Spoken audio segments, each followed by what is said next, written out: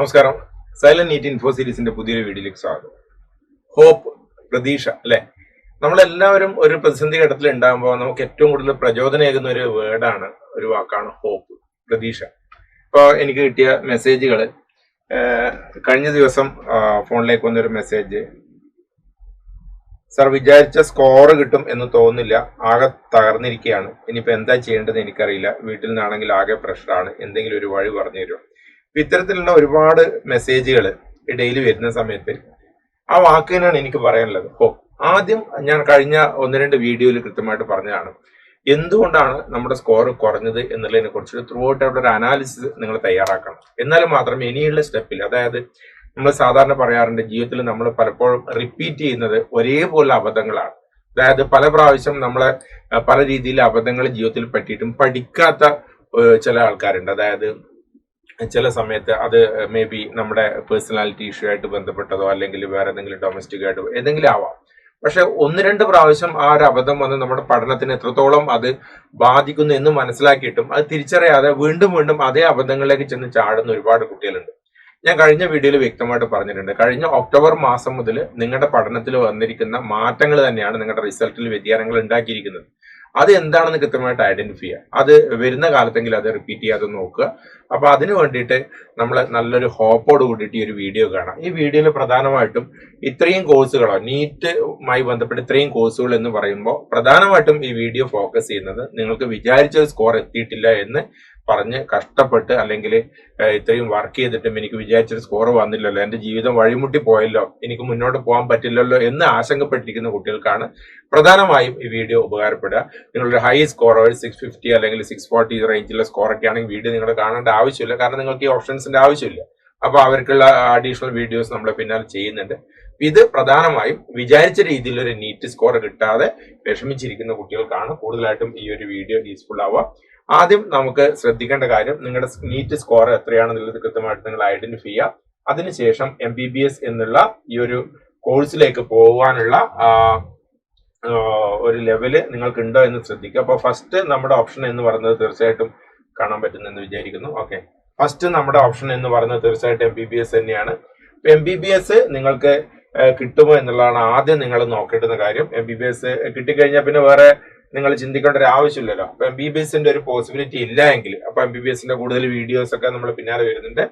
Possibilities കുറവാണെങ്കിൽ തീർച്ചയായിട്ടും നിങ്ങൾക്ക് BDSനെ കുറിച്ച് ആലോചിക്കാം. BDS എന്ന് പറയുന്ന സമയത്ത് നിങ്ങൾക്ക് ഡെന്റിസ്റ്റ് ആവാം, MDS എടുത്ത് വിവിധ മേഖലയിൽ സ്പെഷ്യലൈസേഷൻ ചെയ്യാം, കോസ്മെറ്റിക് ഡെന്റിസ്ട്രിയിലേക്ക് പോവാം, നിങ്ങളുടെ സ്വന്തം ക്ലിനിക്ക് ഇട്ടിട്ട് പ്രാക്ടീസ് ചെയ്യാം. അപ്പോൾ എല്ലാവരും ഏത് കോഴ്സിനെ പറ്റി ചോദിക്കുമ്പോഴും നെഗറ്റീവായുള്ള അഭിപ്രായങ്ങൾ പറയും. ഇപ്പോൾ BDS നല്ലതാണ് എന്ന് ചോദിച്ചു കഴിഞ്ഞാൽ BDS നല്ലതാണെന്ന് പറയുന്നവരുണ്ട്, മോശമാണെന്ന് പറയുന്നവരുണ്ട്.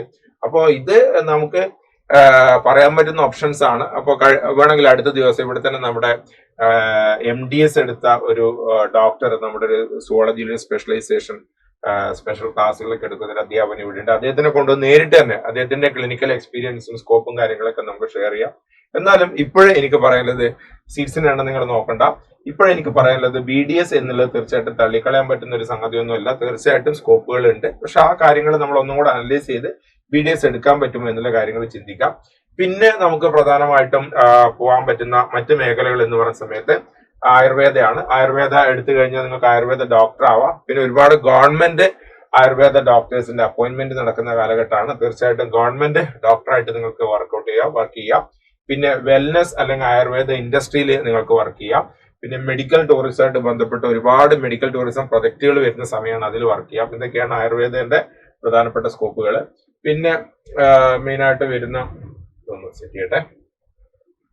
ഓക്കെ, പിന്നെ മെയിനായിട്ട് വരുന്ന സംഗതി എന്ന് വെച്ചാൽ നമ്മൾ ഹോമിയോ ആണ്. ഹോമിയോ നിങ്ങൾക്ക് താല്പര്യം ഉണ്ടെങ്കിൽ തീർച്ചയായിട്ടും നിങ്ങൾക്ക് ഹോമിയോ കഴിഞ്ഞാൽ ഹോമിയോപ്പതി ഡോക്ടർ ആവാം. ഗവൺമെന്റ് പ്രൈവറ്റ് മേഖലകളിൽ പ്രാക്ടീസ് ചെയ്യാം. പിന്നെ കേരളത്തിൽ പൊതുവെ ഒരു വൈഡ് ആയിട്ടുള്ള ആക്സെപ്റ്റൻസ് ഉള്ള ഒരു കോഴ്സാണ് ഹോമിയോ. അപ്പോൾ BHMS തീർച്ചയായിട്ടും നിങ്ങൾക്ക് ട്രൈ ചെയ്യാം. സീറ്റ്സ് നിങ്ങൾ നോക്കേണ്ട, ഇതിൽ വേരിയേഷൻസ് ഉണ്ട്, ഞാൻ ജസ്റ്റ് ഒരു ഔട്ട്ലൈൻ കൊടുത്തതാണ്. ഓക്കെ, പിന്നെ നമുക്ക് പോകാൻ പറ്റുന്ന മറ്റൊരു വഴിയാണ് ഹോപ്പിൽ അടുത്തായിട്ട് വരുന്ന സംഗതിയാണ് BSMS, സിദ്ധ മെഡിസിൻ. നിങ്ങൾക്ക് പ്രകൃതി ചികിത്സയായിട്ട് ബന്ധപ്പെട്ട്, നാച്ചുറോപ്പതിയായിട്ട് ബന്ധപ്പെട്ട്, സിദ്ധ അതുമായിട്ട് ബന്ധപ്പെട്ട കാര്യങ്ങൾ, ഒരു traditional system of medicine practice ചെയ്യാൻ താല്പര്യമുണ്ടെങ്കിൽ സിദ്ധിയിലേക്ക് പോവാം. ഒരുപാട് ഓപ്പർച്യൂണിറ്റീസ് ഗവൺമെന്റ് മേഖലയിലും പ്രൈവറ്റ് സെക്ടറിലും ഉണ്ട്. നമുക്ക് ഒരുപാട് വെൽനസ് ക്ലിനിക്കുകൾ, അതുപോലെ തന്നെ നാച്ചുറോപ്പതിയായിട്ട് ബന്ധപ്പെട്ട ഒരുപാട് ക്ലിനിക്കുകളൊക്കെ വരുന്ന ഒരു സമയമാണ്. ഇതും കൂടെ നിങ്ങൾക്ക് ട്രൈ ചെയ്യാം. പിന്നെ മറ്റൊരു പ്രധാനപ്പെട്ട ഒരു സെക്ഷനാണ് യുനാനി ഡോക്ടറായിട്ട് പ്രാക്ടീസ് ചെയ്യണമെങ്കിൽ BUMS കോഴ്സ് നിങ്ങൾക്ക് ട്രൈ ചെയ്യാം. ഗവൺമെന്റ് പ്രൈവറ്റ് പ്രാക്ടീസ് ചെയ്യാം. പിന്നെ തീർച്ചയായിട്ടും ഒരു ഗ്രോയിങ് ഡിമാൻഡ് ഉള്ള കോഴ്സുകൾ, പ്രത്യേകിച്ചും ഈ അലോപ്പതി മരുന്നുകളെ ഡിമെറിറ്റ്സ് ഒക്കെ പറഞ്ഞുകൊണ്ട് ഇത്തരത്തിലുള്ള ഈ ഒരു ചികിത്സാ രീതികൾ പ്രചാരം നേടി വരുന്ന ഒരു കാലഘട്ടം കൂടിയാണ്. അപ്പൊ ഒന്നിനും നമ്മൾ തള്ളിക്കളയേണ്ട ആവശ്യമില്ല. നിങ്ങൾക്ക് താല്പര്യം ഉണ്ടെങ്കിൽ തീർച്ചയായിട്ടും BUMS യുനാനി നിങ്ങൾക്ക് ട്രൈ ചെയ്യാം. മറ്റൊരു പ്രധാനപ്പെട്ട ഒരു കോഴ്സാണ് വെറ്റിനറി, അല്ലെ, BVSc. അപ്പൊ കോവിഡ് കാലത്തിന് ശേഷം പല വീഡിയോസ് ആയിട്ട് നമ്മൾ പറഞ്ഞാണ്, കോവിഡ് കാലത്തിന് ശേഷം കൂടുതലായിട്ട് നമ്മൾ ഈ പറഞ്ഞിരിക്കുന്ന ഈ ആനിമൽസുമായിട്ട് ബന്ധപ്പെട്ട, അല്ലെ, പെറ്റ്സിന്റെ കെയർ, അതിന്റെ കാര്യങ്ങളൊക്കെ ചികിത്സയൊക്കെ ആയിട്ട് ബന്ധപ്പെട്ടിട്ട് ഒരുപാട് ഓപ്പർച്യൂണിറ്റീസ് വരുന്നുണ്ട്. അപ്പൊ അവിടെ അതുകൊണ്ട് തന്നെ നിങ്ങൾക്ക് BVSc ആനിമൽ ഹസ്ബൻഡറിയും അതേപോലെ തന്നെ വെറ്റിനറിയും വളരെ കൂടുതൽ ഡിമാൻഡുള്ള കോഴ്സാണ്, അത് ട്രൈ ചെയ്യാം. പിന്നെ നിങ്ങൾക്ക് അടുത്ത നമ്മുടെ ഹോപ്പിൽ പറയേണ്ട അടുത്തൊരു കാര്യമാണ് BSc അഗ്രികൾച്ചർ ട്രൈ ചെയ്യാം. അപ്പൊ അഗ്രികൾച്ചർ കോളേജുകളിൽ നിങ്ങൾ BSc 4 years BSc അഗ്രികൾച്ചർ പഠിച്ചു കഴിഞ്ഞാൽ അഗ്രികൾച്ചർ ഓഫീസർ ആവാം. റിസർച്ച്, ബാങ്കിങ്, അഗ്രികൾച്ചർ സ്റ്റാർട്ടപ്പുകൾ തുടങ്ങാം. കാരണം ഫുഡ് ഇൻഡസ്ട്രി നിങ്ങൾക്കറിയാം, ഇപ്പൊ നമുക്ക് ഏറ്റവും കൂടുതൽ ബൂമിംഗ് ആയിട്ടുള്ള നല്ല രീതിയിലുള്ള ഒരു ഡെവലപ്മെന്റ് വരുന്ന ഒരു ഇൻഡസ്ട്രിയാണ് ഫുഡ് ഇൻഡസ്ട്രി. അപ്പൊ അതിൽ നിങ്ങളുടേതായ രീതിയിൽ ഫുഡ് പ്രോഡക്ട്സ് ഉണ്ടാക്കുക, അഗ്രികൾച്ചർ ഇൻഡസ്ട്രിയിലേക്ക് കാലെടുത്ത് വെക്കുക, സ്റ്റാർട്ടപ്പുകൾ തുടങ്ങുക. ഇതിനുള്ള സാധ്യതകൾ BSc അഗ്രികൾച്ചർ വഴി, അല്ലെ, ഞാനിപ്പോ പറയുന്നത് വെച്ചാൽ നിങ്ങൾക്ക് നിങ്ങൾക്ക് സ്കോർ കുറവാണെങ്കിൽ നിങ്ങൾക്ക് ചെയ്യാൻ പറ്റുന്ന ഏറ്റവും നല്ല ഇനി വരുന്ന കാലത്ത്, കാരണം മനുഷ്യന് ഭക്ഷണം കഴിക്കാതെ ഒരിക്കലും ജീവിക്കാൻ പറ്റില്ല. അപ്പൊ അഗ്രികൾച്ചർ ഇല്ലാതെ നമുക്ക് ഒരിക്കലും ജീവിക്കാൻ പറ്റില്ല. അതേപോലെ തന്നെ പല രീതിയിലെ പുതിയ മോഡേൺ ടെക്നോളജി ഉപയോഗിച്ച് അഗ്രികൾച്ചറിൽ ഒരുപാട് മാറ്റങ്ങൾ വരുന്ന ഒരു കാലഘട്ടം കൂടിയാണ്. അപ്പൊ തീർച്ചയായിട്ടും ഇത് നിങ്ങൾക്ക് ട്രൈ ചെയ്യാം. പിന്നെ നിങ്ങൾക്ക് ഗവൺമെന്റ് മേഖലയിലാണ് ഒരു ജോലി നിങ്ങൾ ആഗ്രഹിക്കുന്നെങ്കിൽ അടുത്തൊരു വീഡിയോ ഞാൻ ചെയ്യുന്നത് നീറ്റ് വഴി പോകാവുന്ന ഗവൺമെന്റ് ജോലി കിട്ടുന്ന കോഴ്സുകൾ എന്ന് പറഞ്ഞിട്ട്, അതിന് നിങ്ങൾക്ക് ഏറ്റവും നല്ലതാണ് ഈ പറഞ്ഞിരിക്കുന്ന BSc അഗ്രികൾച്ചർ, നേരത്തെ പറഞ്ഞു, ഫോറസ്ട്രി, ഫിഷറീസ്, കോർപ്പറേഷൻ ബാങ്കിങ്, ഇത് മൂന്ന് നിങ്ങൾക്ക് ട്രൈ ചെയ്യാം. ഫോറസ്ട്രി കഴിഞ്ഞാൽ നമുക്ക് ഫോറസ്റ്റ് ഓഫീസർ, വിവിധ പരീക്ഷകളുടെ ഫോറസ്റ്റ് ഓഫീസറായിട്ട് പോവാം. വൈൽഡ് ലൈഫ്, എൻവയോൺമെന്റ്, അതുമായിട്ട് ബന്ധപ്പെട്ട റിസർച്ചുകളും കൺസർവേഷൻ പ്രൊജക്ടുകളിലും വർക്ക് ചെയ്യാം. അതുപോലെ ഫിഷറീസ് കഴിഞ്ഞാൽ സമുദ്ര ഗവേഷണമായിട്ട് ബന്ധപ്പെട്ടിട്ട് അക്വാകൾച്ചർ, മറൈൻ സെക്ടറിലൊക്കെ ജോലികൾ കിട്ടും. ഫിഷറീസ് ഓഫീസർ ആവാം. എക്സ്പോർട്ട് ആൻഡ് അതുപോലെ തന്നെ ഏറ്റവും വലിയൊരു ബിസിനസ് ആണ് ഈ ഫിഷറീസുമായിട്ട് ബന്ധപ്പെട്ട എക്സ്പോർട്ട് ബിസിനസ്. അതിന്റെ വലിയ രീതിയിലെ സാധ്യതകൾ ഉള്ളതുകൊണ്ട് തന്നെ എക്സ്പോർട്ട് ആൻഡ് പ്രോസസിംഗ് ഇൻഡസ്ട്രിയിൽ നല്ല സാധ്യതകളുണ്ട്. പിന്നെ അതേപോലെ തന്നെ നീറ്റ് വഴി പോകാൻ പറ്റുന്ന മറ്റൊരു കോഴ്സാണ് BSc corporation and banking. Kerala agriculture university അണ്ടറിലാണ് വരുന്നത്. BSc കോർപ്പറേഷൻ ആൻഡ് ബാങ്കിങ് എന്നുള്ളത് ബാങ്കിങ് മേഖലയിലും കോർപ്പറേറ്റീവ് ഡിപ്പാർട്ട്മെന്റും ഫിനാൻഷ്യൽ ഇൻസ്റ്റിറ്റ്യൂട്ടിലും നല്ല രീതിയിലെ ജോലികൾ കിട്ടാൻ നിങ്ങളെ സഹായിക്കുന്ന ഒരു കോഴ്സാണ്. അത് നിങ്ങൾക്ക് നോക്കാം. താരതമ്യേന കുറഞ്ഞ റാങ്കിനൊക്കെ, കഴിഞ്ഞ ദിവസം ഒരു വീഡിയോ ഞാൻ ചെയ്തിട്ടുണ്ട്, കുറഞ്ഞ റാങ്കിനൊക്കെ പ്രവേശനം കിട്ടുന്ന ഒരു കോഴ്സാണ്. അതേപോലെ തന്നെ മറ്റൊരു പ്രധാനപ്പെട്ട കോഴ്സാണ് BSc ക്ലൈമറ്റ് ചേഞ്ച് ആൻഡ് എൻവയോൺമെന്റൽ സയൻസ്. അതും കേരള അഗ്രികൾച്ചർ യൂണിവേഴ്സിറ്റി കീഴിലാണ്. അതൊരു എൻവയോൺമെന്റൽ സയന്റിസ്റ്റ് ആവുക, അതേപോലെ തന്നെ അതുമായിട്ട് ബന്ധപ്പെട്ട റിസർച്ച് ചെയ്യുക, NGOകളിൽ വർക്ക് ചെയ്യുക, ഇതിനൊക്കെ പറ്റാവുന്ന ഒരു കോഴ്സാണ് BSc ക്ലൈമറ്റ് ചേഞ്ച് ആൻഡ് എൻവയോൺമെന്റൽ സയൻസ്. അവസാനമായിട്ട് BTech ബയോടെക്നോളജി, ഏറ്റവും കൂടുതൽ ഡെവലപ്മെന്റ് വരുന്ന മാറുന്ന കാലഘട്ടത്തിന്റെ ഒരു കോഴ്സായിട്ടാണ് ബയോടെക്നോളജിനെ പറയുന്നത്. സീറ്റ്സിന്റെ എണ്ണം വ്യത്യാസമുണ്ട്, അത് നിങ്ങൾ ജസ്റ്റ് നോക്കണ്ട, ഞാനിത് ഈ ഭാഗം മാത്രം ഫോക്കസ് ചെയ്യാം. അപ്പൊ അതുകൊണ്ട് തന്നെ BTech ബയോടെക്നോളജിയിൽ നിങ്ങൾക്ക് നല്ല രീതിയിൽ പഠിച്ച് മുന്നേറി കഴിഞ്ഞാൽ നല്ല രീതിയിൽ ചാൻസസ് ഉണ്ടാവും. അപ്പൊ ഞാൻ ഈ പറഞ്ഞിരിക്കുന്നത് എന്റെ എല്ലാം ഈ ഒരു പരീക്ഷയോടുകൂടി ജീവിതം അവസാനിച്ചു എന്ന് പറഞ്ഞ് വീട്ടിലിരിക്കുന്ന കുട്ടികളോടാണ്. ഇപ്പൊ നീറ്റിൽ ഉയർന്ന സ്കോർ കിട്ടിക്കഴിഞ്ഞാൽ നിങ്ങൾ അതിന്റെ പുറകെ തന്നെ പോവുക. അതിന്റെ അടുത്ത സ്റ്റെപ്പ് എന്ന് പറയുന്നത് നമ്മുടെ ആ റിസൾട്ട്, അതിന്റെ ബാക്കിയുള്ള അലോട്ട്മെന്റ് പ്രോസസ്സ്, കോളേജ് അഡ്മിഷനായിട്ട് മുന്നോട്ട് പോവാം. ഇനി അതല്ല, നിങ്ങൾക്ക് ഇവിടെ നിങ്ങൾ ആലോചിക്കേണ്ട കാര്യം എന്ന് വെച്ചാൽ നിങ്ങളുടെ പേഴ്സണൽ, ഞാൻ എപ്പോഴും പറഞ്ഞ കാര്യം, നിങ്ങളുടെ പേഴ്സണൽ റീസൺസ് കൊണ്ട് നല്ല കഴിവുണ്ടായിട്ടും, കഴിഞ്ഞ ക്ലാസ്സിൽ കഴിഞ്ഞ സെഷനിൽ വീഡിയോയിൽ പറഞ്ഞ പോലെ നല്ല ന്യൂമറിക്കൽ എബിലിറ്റി, അനാലിറ്റിക്കൽ എബിലിറ്റി, നല്ല രീതിയിൽ ഷാർപ്പായിട്ട് ചിന്തിക്കാനുള്ള കഴിവും പ്രോബ്ലം സോൾവിങ് സ്കില്ലൊക്കെ ഉണ്ടായിട്ടും ചില പ്രത്യേക കാരണങ്ങൾ കൊണ്ടാണ് ഈ പരീക്ഷയ്ക്ക് മാർക്ക് കുറഞ്ഞെങ്കിൽ ഒരു പ്രാവശ്യം കൂടെ നിങ്ങൾക്ക് ട്രൈ ചെയ്യാൻ പറ്റുകയാണെങ്കിൽ റിപ്പീറ്റ് ചെയ്യാം.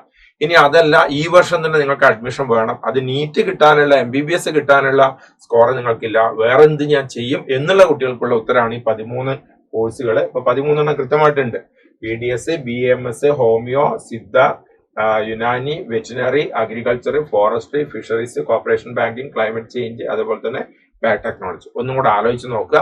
ഇനി വേണമെങ്കിൽ ഇതിന്റെ ഫർദർ റിസർച്ച് നിങ്ങൾക്ക് ചെയ്യാം. ഞാനിപ്പോ ഒരു ഇൻപുട്ട് തന്നു, കൂടുതൽ റിസർച്ച് ചെയ്യാം. ഈ ഇതിനൊക്കെ അടുത്ത സ്കോപ്പ് 2000 പഠിച്ച scope of BTech biotechnology in the year of 2032 or 31, കാരണം അത്രയാവുമല്ലോ നിങ്ങൾ കഴിഞ്ഞു വരുമ്പോഴത്തേക്കും. അതൊക്കെ നോക്കിയിട്ട് അങ്ങനെ കൂടുതൽ റിസർച്ച് ചെയ്ത് കൂടുതൽ നോളജ് ഈസ് ദ പവർ എന്ന് പറഞ്ഞ് വെറുതെ അല്ല, ഒരു കാര്യത്തെക്കുറിച്ച് വെറുതെ ഇങ്ങനെ ടെൻഷൻ അടിച്ച് മൊബൈൽ നോക്കിയിരിക്കുന്നതിന് പകരം ഈ കോഴ്സുകൾ നിങ്ങൾക്ക് എലിജിബിലിറ്റി ഉണ്ട്, അത്യാവശ്യം നിങ്ങളുടെ റാങ്കിന്, നിങ്ങളുടെ മാർക്കിന് ഇവിടെ കിട്ടുക എന്നാണ്, കൂടുതൽ ഇൻഫർമേഷൻസ് കളക്ട് ചെയ്യും. അതാണ് നോളജ് ഈസ് ദ പവർ എന്ന് പറയുന്നത്. കൂടുതൽ ഇൻഫർമേഷൻ വരുമ്പോൾ നമ്മൾ ചിന്തിക്കും ഏതൊക്കെ ഫോറിൻ കൺട്രീസിലാണ് നമുക്ക് ഇത് വെച്ച് പോകാൻ വേണ്ടി പറ്റുക, ഇന്ത്യയിലാണോ വർക്ക് ചെയ്യുക. അപ്പൊ നമുക്ക് കൂടുതൽ എന്റെ ക്യാമ്പസുകൾ എവിടെയാണ്, ആ ക്യാമ്പസിന്റെ വീഡിയോസ് ഒക്കെ കാണാം, ഫോട്ടോസ് എടുക്കുക, പുതിയ ഇൻപുട്ടുകൾ കൊടുക്കുക. അതായത് നമ്മൾ എപ്പോഴും നിങ്ങളിപ്പോ പ്രത്യേകം ശ്രദ്ധിക്കേണ്ട ഒരു കാര്യം, ഈ പഴയ മെമ്മറീസ് ഉണ്ടാവും. ടേസ്റ്റിംഗ് ദ സോറോ എന്ന് പറഞ്ഞൊരു ഹാബിറ്റ് ഉണ്ട്. കഴിഞ്ഞൊരു വീഡിയോയിൽ ഞാൻ പറഞ്ഞു എനിക്ക് ടേസ്റ്റിംഗ് ദ സോറോ. ചില ആളുടെ സ്വഭാവം ദുഃഖം ടേസ്റ്റ് ചെയ്യുക, പണ്ടേത്തെ കാര്യങ്ങൾ ഇങ്ങനെ ആലോചിച്ച് ഇങ്ങനെ ഇരിക്കുക. Tasting the sorrow. അതിനെക്കൊണ്ട് എന്ത് പ്രയോജനമുള്ള മക്കളെ? കഴിഞ്ഞത് കഴിഞ്ഞു. നിങ്ങളിപ്പോ നീറ്റ് നന്നായിട്ട്, കാരണം ഒരു പരീക്ഷയിൽ ഇപ്പൊ ഇന്ത്യയിലെ ഏതൊരു എൻട്രൻസ് കോച്ചിങ് സെന്റർ എടുത്ത് നോക്കിക്കഴിഞ്ഞാലും അതായത് നല്ല രീതിയിലുള്ള സക്സസ് റേഷ്യോ എന്ന് പറയുന്നത് വളരെ കുറവാണ്. അതായത് 100 കുട്ടികൾ വരുന്ന സമയത്ത് എത്ര കുട്ടികൾക്ക് അവിടെ MBBS കിട്ടുന്നു, അല്ലെങ്കിൽ നീറ്റ് ക്വാളിഫൈഡ് ആവുന്ന എല്ലാവരും ക്വാളിഫൈഡ് കിട്ടുന്നില്ല നോക്കി കഴിഞ്ഞാൽ മനസ്സിലാവും. അപ്പൊ ഇതിൽ നിരാശപ്പെടേണ്ട ആവശ്യമില്ല. 25 ലക്ഷത്തോളം ആൾക്കാർ എഴുതുന്ന പരീക്ഷയാണ്.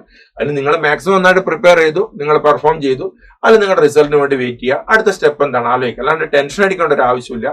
ബ്രെയിനിലേക്ക് ഇത്തരം കാര്യങ്ങളുടെ ഇൻപുട്ട്, ഫ്യൂച്ചർ ഇൻപുട്ട് കൊടുക്കുക. ഫ്യൂച്ചർ ഇൻപുട്ട് എന്ന് വെച്ചാൽ ഇനി ഞാൻ എന്താണ് ചെയ്യുന്നത്, എന്റെ അടുത്ത ജൂൺ മാസത്തില്, ജൂലൈ മാസത്തിൽ, ഓഗസ്റ്റ് മാസത്തിൽ ഞാൻ എന്താണ് ചെയ്യുന്നത്, സെപ്റ്റംബറിൽ ഞാൻ ഏത് കോഴ്സിൽ ജോയിൻ ചെയ്യും, അതിന്റെ ഒരു പ്ലാനിങ് ആണ്. അല്ലാണ്ട് കഴിഞ്ഞ കാലത്ത് ആലോചിച്ച് ടേസ്റ്റിംഗ് ദ സോറ എന്നുള്ള ഹാബിറ്റിലേക്ക് പോകരുത്. പുതിയ ഇൻപുട്ട് ബ്രെയിനിലേക്ക് കൊടുക്കാം, ഹോപ്പ് കൊടുക്കാം. അങ്ങനെ ഹോപ്പ് കൊടുക്കാൻ വേണ്ടിയിട്ട് നിങ്ങളെ സഹായിക്കുന്ന 10-13 കോഴ്സുകൾ നമ്മൾ പറഞ്ഞിട്ടുണ്ട്. ഇനി വരുന്ന വീഡിയോസിൽ ഇതുമായിട്ട് ബന്ധപ്പെട്ട കൂടുതൽ കാര്യങ്ങളൊക്കെ വരും. Stay tuned. Thank you.